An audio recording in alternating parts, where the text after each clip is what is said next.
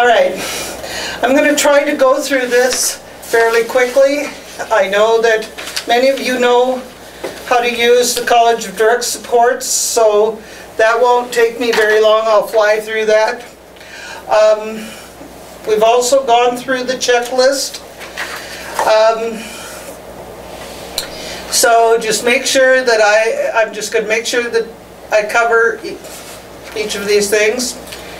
Okay, those of you who are attending who have not submitted an application, please make sure you do. I think I have applications for just about every one of you, but there may be a few people, I think that there are a couple of people who haven't completed your application.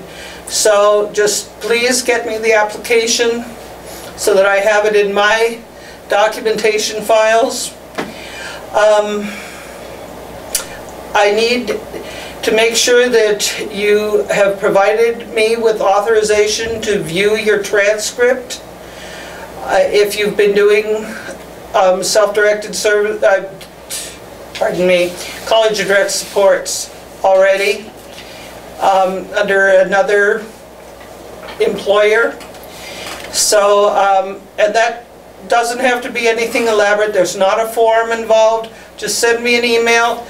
And you can also send it to Bill Heineke, and we will contact TheraP and make sure that I can view your transcript. TheraP needs to have that authorization because of your confidentiality.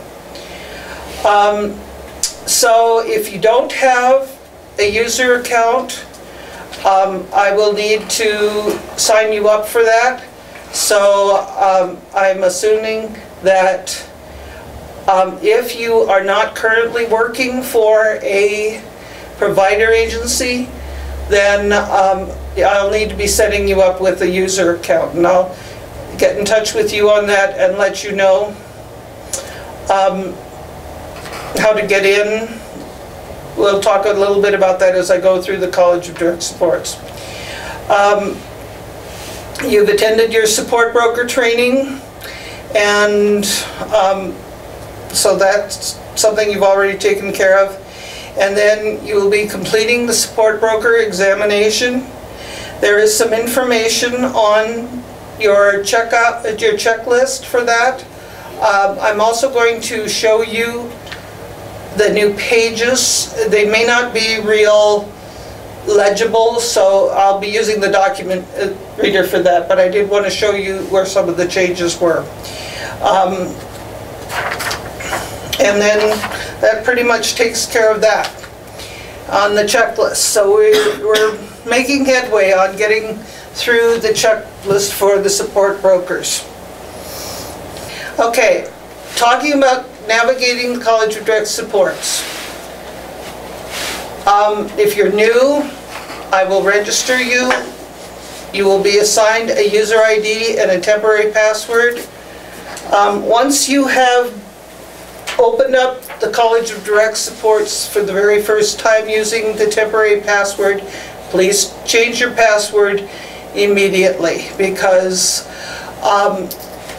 that way your password will be your own and I won't know it. And other people won't be able to hack into your account. So I'm basically setting up those accounts with a pretty recognizable pattern. So please change your password immediately.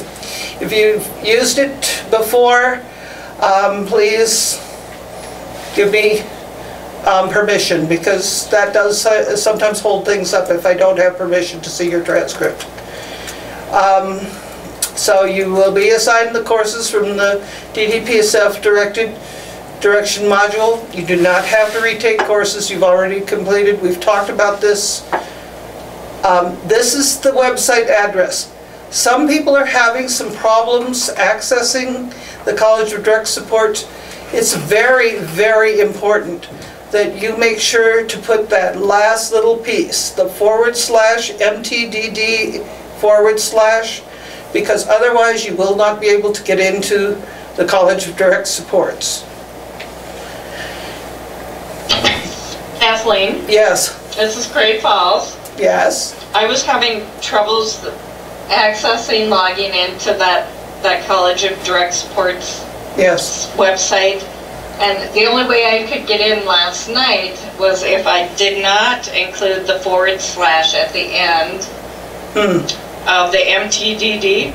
Oh, If okay. I put the / at the end, it wouldn't let me access the site.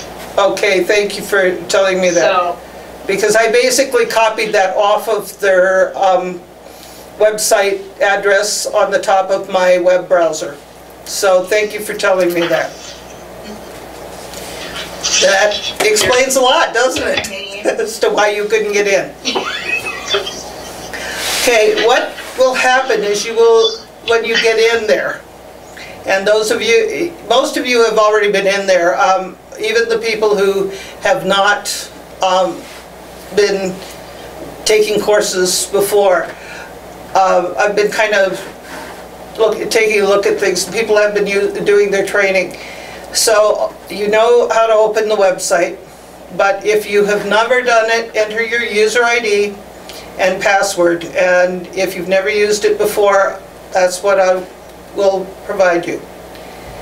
And then on your personal page, change your password right away to choose changing your password, change your password on your personal page and put in your own password. So find the quick links heading, click on the button labeled view next to the change my password, and then you can change your password. To get to the lessons on your personal page, you'll find the manage heading, click on the button labeled view next to my e-learning lessons, and then it'll take you to the my e-learning lessons page, and under e-learning not completed tab, click on the lesson name of the chosen course.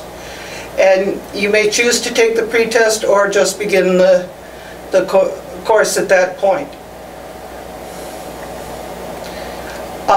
You can also self-enroll in any course that's available to Montana DVP. So on the personal page, you find the quick links heading and click on the button labeled view next to the self-enroll e-learning. And then it'll take you to the my e-learning lessons page, and under e-learning self-enroll tab you find modules. If you click on either one of these two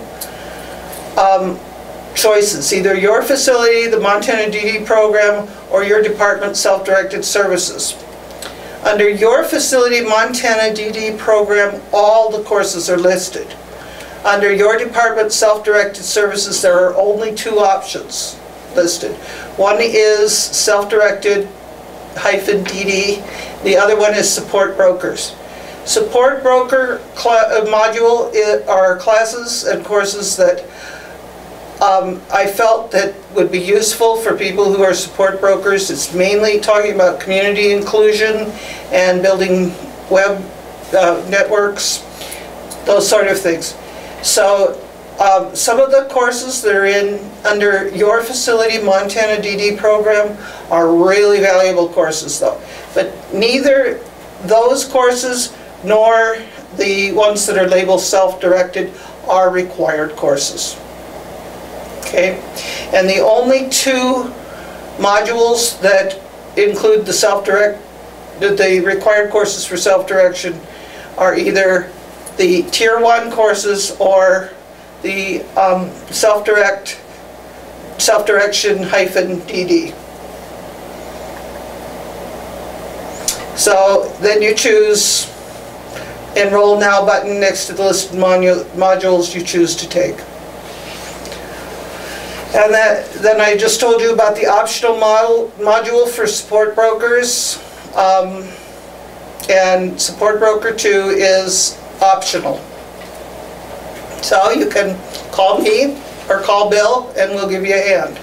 And we'll try and figure out if you're having problems. And sometimes it doesn't always work the way we want it to. So Give us a call if you're having problems, and we'll try and help you work through it. Okay? That was a simple one. Any questions? I know I ripped through that like fire, but I wanted to make sure and get through it quickly so that people can leave when they're ready to leave. And I know it's been a long, long time that we've all been sitting and being patient with each other. Okay, I need to set up the document viewer, because as I told you yesterday, there are some problems with the page 37 through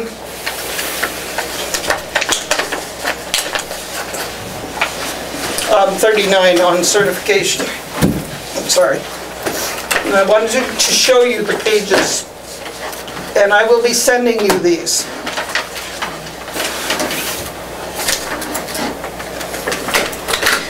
Primarily, the difference is the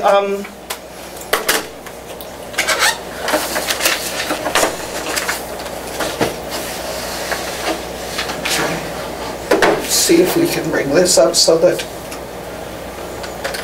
you guys can read this.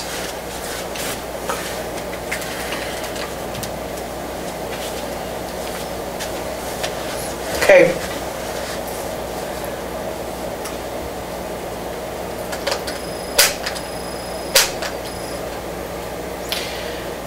It may be pretty hard to read this, and I apologize if you can't. I will be sending this on, and so you will get them, and just substitute these pages in your manual. Basically, the information in the first few paragraphs, the first 3 paragraphs, is correct in your current handbooks. The differences come under the following apply when completing both parts of the exam.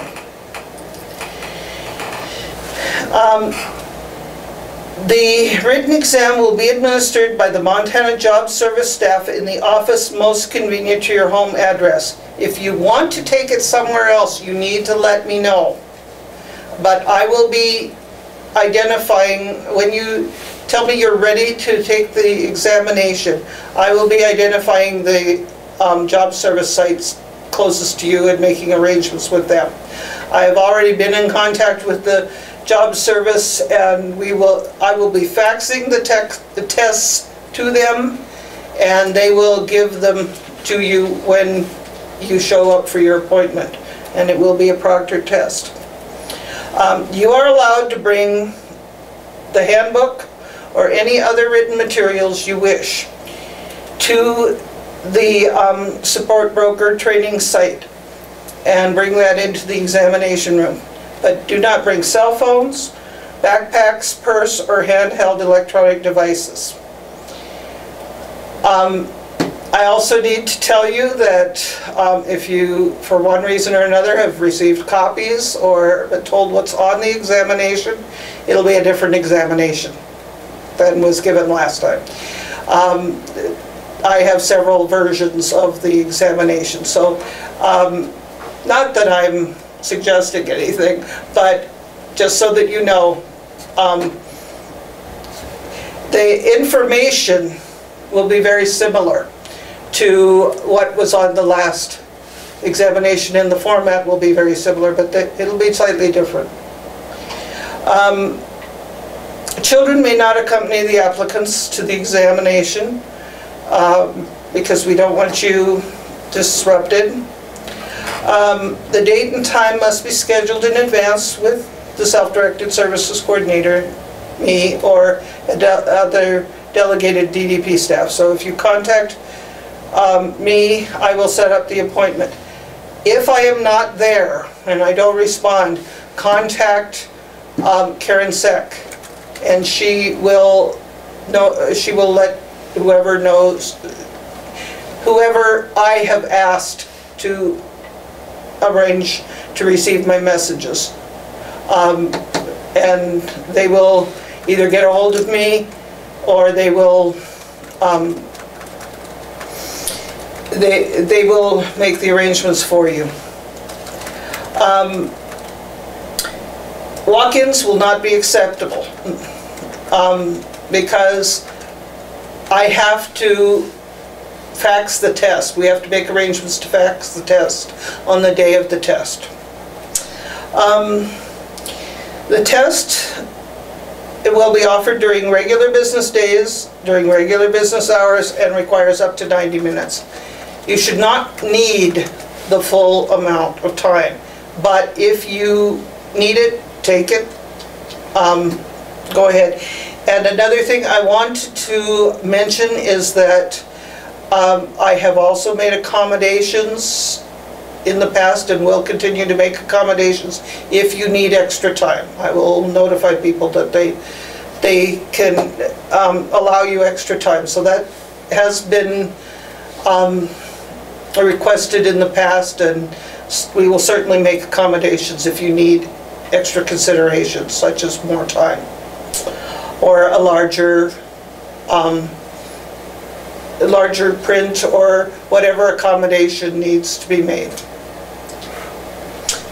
Just let me know and we can discuss what you'll need. You will need your photo identification, your driver's license, whatever, so that you can verify that you are the person taking the test. And the exam will be taken in a separate room and must be completed in ink and will be proctored. And once you've completed the formal part of the examination, we will give you a take-home practical exercise and supporting documents if appropriate. And you can use any resources you choose to complete the practical portion of the exam. And as I explained to you yesterday, the purpose of the practical portion of the exam is not to have you do a case study in depth or anything like that, but just demonstrate how you would approach resolving some problems that might occur when advising an individual regarding the management of their services and supports and their employees. So you will have 5 working days once you receive the examination, the exercise, to complete it and then send it to me at the Developmental Disabilities Program, 111 Sanders, Helena, Montana.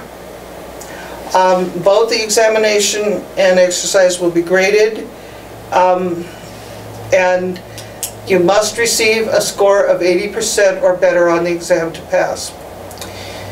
The written examination generally will involve, will allow you to meet that 80%.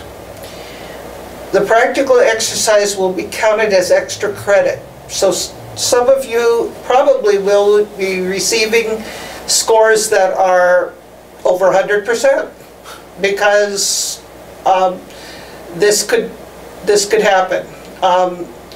Because I will first grade the written portion and count my percentage from there, and then just add points on top of it from the practical examination.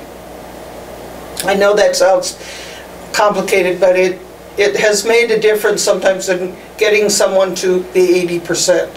If they can show that they can approach the problems and give good advice and recognize the issues that are involved in the practical exercise, that will add some score. And there have been times when that has pushed the person over that 80% by adding some extra credit. I know that sounds complicated, but it's not as complicated as it sounds. I just don't want to, some people have difficulties taking certain types of tests, and I don't want to eliminate those people. I want to give them an opportunity to approach things from several different directions. If you fail the exam, you may take it up to 3 times in a 12-month period. And you may request a consultation with me to determine what areas of the test were the problem areas if you scored less than 80%. If you fail the exam 3 times, you must wait 12 months from the last failed exam to retake the test. We have not had that problem. Most people have passed the written part of the examination easily. As I have explained to people, it's not meant to eliminate people, but it's meant to be sure that people are familiar with the materials, can find the information when they need it, and can apply it. That's primarily what we're doing. So once you've passed the examination and you've completed all the other requirements, then I will be issuing a certificate to you. Once you received your certification, you will be added to the list on the website of certified sport brokers. So what you will need to do is sometime between now and when you receive your certification, please let me know the means you would like to be contacted, because I'm not going to just be sending out your home number, obviously, or having people contact you in ways you don't want to be contacted. So make sure that you let me know how to contact you. Other than that, do we have any questions?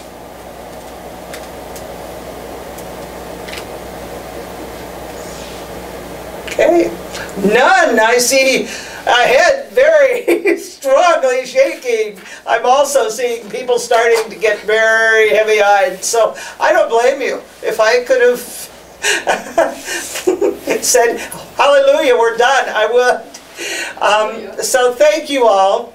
Thank you for your participation. Wait, Kathy, I did have one quick question. Okay. When you're going to take the test, since you can't take anything into the room with you, is there a place where you can put your personal items in a secure location that you know of? Because I'm trying to think, if I have to drive there, I'm going to need my license and yes, that kind of thing. Do you know if that's been an issue? Well, I don't know that it's been an issue, but the job service is set up for allowing people and providing people testing. And so I'm sure they have a setup in most of the job service offices, because that's one of the reasons why we chose to do it that way, is because they definitely do this for a number of different employers around the state. So I'm sure they have some kind of setup where you can store things and put some of your personal items. Okay. All right, everybody. You've been very patient, and thank you very much. Just make sure to get everything into me. I'll be checking to make sure that people have finished their college direct supports. And I would recommend that you take a little bit of time to digest the materials, and then let me know when you're ready to go, and I'll set up your appointments when you're ready to take the test. Thank you all. Thanks, Kathy. Yes, and we really need to thank